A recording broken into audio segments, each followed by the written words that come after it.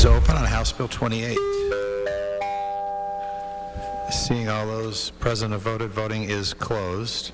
House Bill 28 passes the body with 72 yes votes and 0 no votes. Will be transmitted to the Senate for further consideration. Action is being taken with your safety at the forefront. Yeah, you might remember a series of 2 News investigates reports on dangerous convicts getting out of prison. Has the Utah lawmaker calling for big changes now. Chief investigative reporter Wendy Halloran shows us how. Wendy?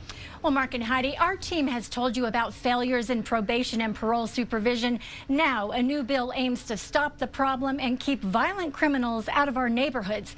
In the case you'll hear about next, 2 young felons are considered the poster children for this bill.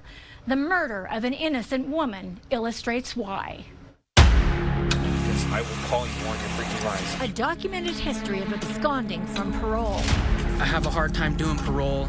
Parole fugitives armed to the teeth with stolen weapons. I seen an opportunity and took it. An innocent woman gunned down. Absolute shock. He carjacked another woman back in 2017. After that conviction between 2019 and 2021, James Brunson and Annika Thorpe were paroled 4 times. Clearly paroling him is the safe idea. And their parole was revoked every single time. Well, I don't know what they were expecting to happen, putting violent criminals back with the public. Adult probation and parole lost track of James Brunson the end of January 2020 and his girlfriend Annika Thorpe 1 month later. The parole fugitives were on the run for weeks. March 10th, 2020, Thorpe's mom told Orem police her daughter and Brunson stole a trove of weapons, including an AR-15 from a guest in her home. The next night, Linda Nemelka is shot to death during a botched carjacking in Mill Creek. You're over right now.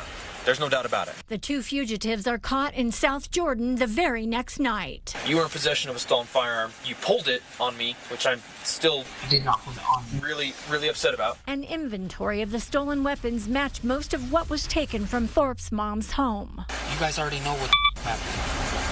Thorpe is pressed for answers. One of the stolen guns was the one that he threw. And don't act like you don't know how he got it. I dropped off my clothes and we left. So then how did he get a stolen gun from your parents' house? I don't know. Charging documents show the gun Brunson threw in the grass turned out to be the murder weapon. Forensic, ballistic, and DNA analysis show both Brunson and Thorpe handled that gun. They've both been charged with Linda Nemelka's murder. We've seen, even through your reporting, many cases where individuals have been harmed or murdered by violent fugitives and absconders from the probation and parole program in Utah. Representative Karianne Lisonbee cited 2 News Investigates series on parole fugitives as the main reason behind this bill.